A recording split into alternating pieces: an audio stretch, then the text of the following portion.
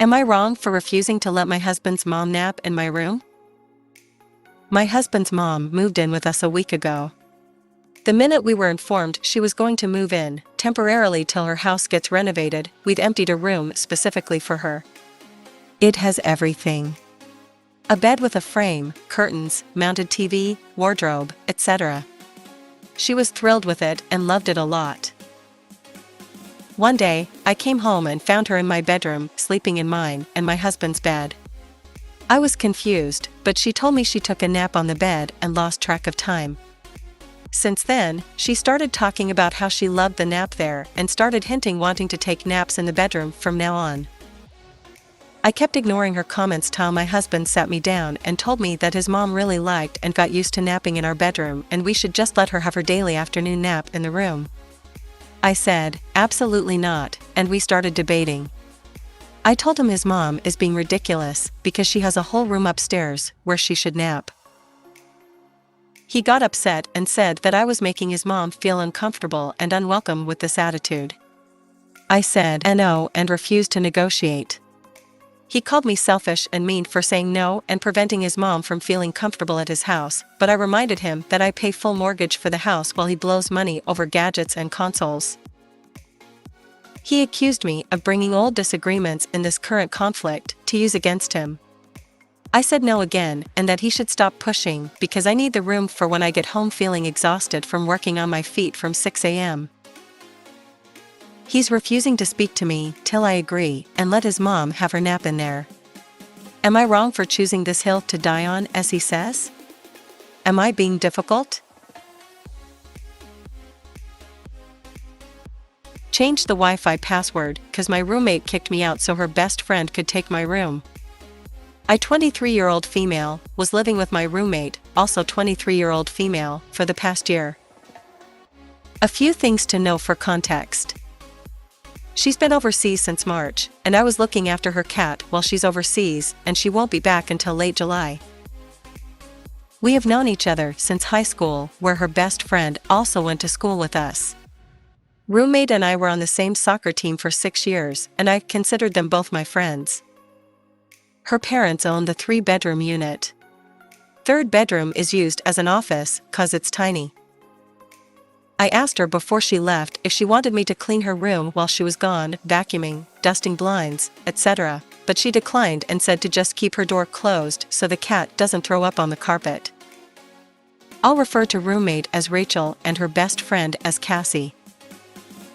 In May, she sent me a text informing me that Cassie's mom was renting out their house so she would need my room and I'll need to move out.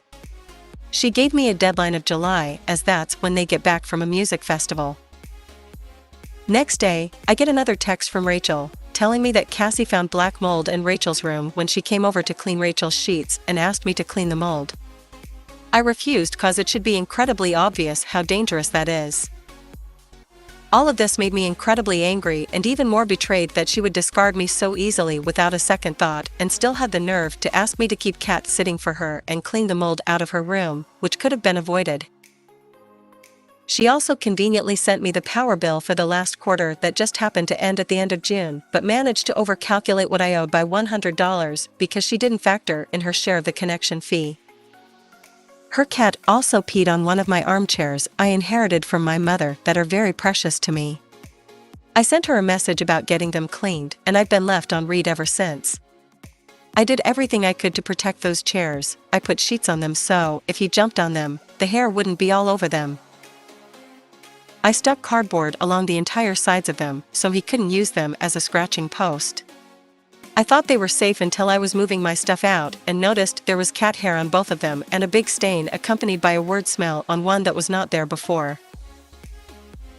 I began thinking of ways to cause a mild inconvenience to her. I refused to break anything or hurt the cat. My mom came up with the classic prawns and the curtain rods, but we have no curtains. My friend said I should take the cover off the wall-mounted AC and put those dead mice from pet stores people use to feed snakes inside. Alternatively, he said to put brake cleaner on the fan of the AC so it would slowly break down over time, but I didn't want to risk the parents figuring out it was me because of the timing of it breaking. She's not good with tech, so I opted to change the Wi-Fi password on her as it would disconnect all devices previously connected and then she wouldn't know the password to get back in. I then ripped the sticker with the password off the router so she couldn't use the QR code to scan back in, and I changed just the first letter to have a capital so it wouldn't seem too far-fetched that she was just typing it wrong. She's in the midst of a law degree, so a part of me feels bad if she potentially fails any classes, but at the same time, she had no care for me, so why should I care about her classes when her parents pay for her degree anyway? So if she reads this, 'cause someone shows her, pay for the cleaning fee for the armchairs or I'll lawyer up. Am I wrong for defending my dad's girlfriend for wearing a bikini to my fiancé's bridal shower? My dad has been dating Tiffany for a year and a half. She is honestly really annoying. I'm not going to lie. I recently got engaged to my GF of 3 years, Melissa, and we are currently wedding planning. Her mom and maid of honor recently threw her a bridal shower. As an olive branch, Tiffany and my mom were invited. For some background, Melissa does struggle with insecurities and self-esteem. She is also very into things being picture perfect, which sometimes results in anxiety. She also hates how the women in my family dress. She totally gets it isn't her business, and she would never say anything, but she has confided to me that she hates it. For the bridal shower, most of the women wore sundresses. Tiffany wore something which looked to me like a roughly cropped top and a matching skirt. I thought it looked fine. She did mention she was leaving early because she had plans. During the shower, Melissa realized that what Tiffany was wearing was actually a bikini because the skirt was pretty see-through and she could make out the bottoms. She asked her, but tried to laugh it off, and Tiffany admitted it was a bikini because she was going out on my dad's boat after and wouldn't have time to change. My future mother-in-law asked Tiffany if she found it a bit weird. Tiffany said no, she thought it passed as a crop top. Melissa and her bridesmaids went off and talked about it, and Melissa decided that she was offended, but declined her mom's offer to kick Tiffany out. When Tiffany was leaving, she said goodbye, and my fiancé said, "I hope you had fun, and hope you found the attention you were looking for." I heard this through my mom, sister, and then Melissa.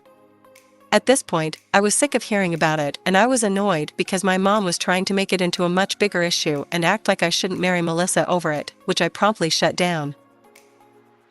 By the time I talked to Melissa, she was heated and calling Tiffany an attention whore and a show-off. She asked if my mom had said anything, because I guess my mom was rolling her eyes at her at the shower. I told her I talked to my mom and told her to shut up. Melissa then asked me if I hated Tiffany. I said that I don't hate her, and then I said to be honest, I think her outfit was fine. It just looked like a crop top, and if that ruined the day for Melissa, that is something Melissa needs to work on. That upset Melissa, and she feels that I was brushing her feelings aside. She said I should talk to my dad, and I told her I wasn't going to, and that is embarrassing. She stormed off and is now refusing to talk about it.